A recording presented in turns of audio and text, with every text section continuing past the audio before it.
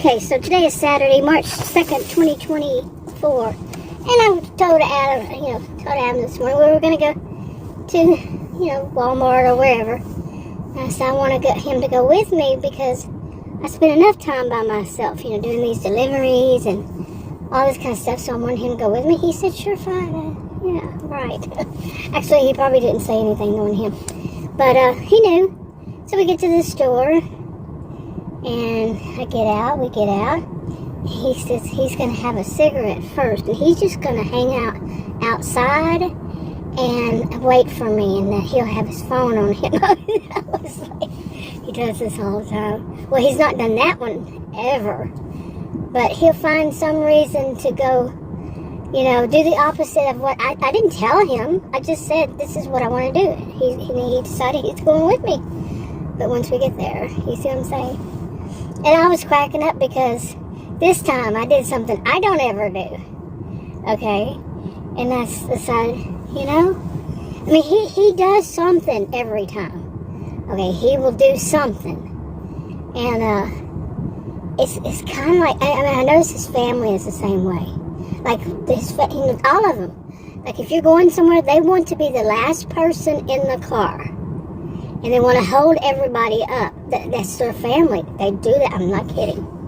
Okay, but I'm going to say they're all this way. That I've met in his family. I think pretty much all of them that I remember.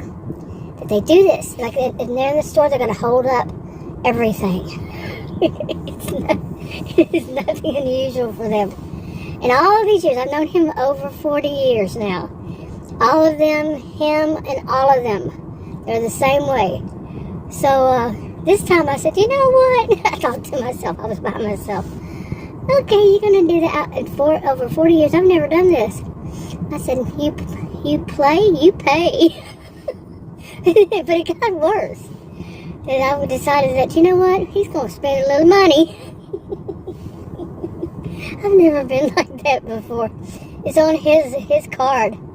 And so I bought things I needed. Oh, and the thing that didn't go right, or not go right, what he also did, so I stayed outside and spoke, is he called me from inside the store and said that he was at, I think it's a Safeway, not Safeway, what is it called, Subway. I don't really eat Subway, but it's a Subway, and that he was getting himself his favorite thing to eat, and he was going to sit there and eat.